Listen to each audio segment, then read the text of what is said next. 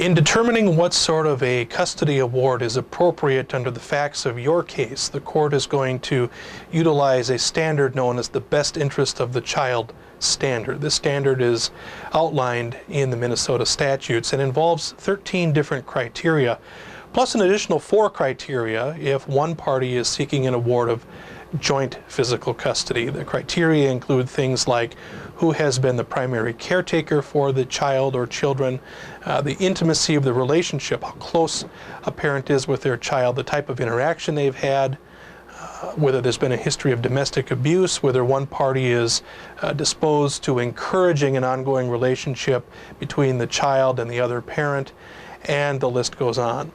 Now, what typically happens if the issue of custody is in dispute is that we will engage in settlement discussions. If we're not able to settle the issue, the court will refer the parties to a custody evaluation. And an evaluator can either be privately retained by the parties at significant cost, or the county often will appoint an evaluator who works for the court system itself.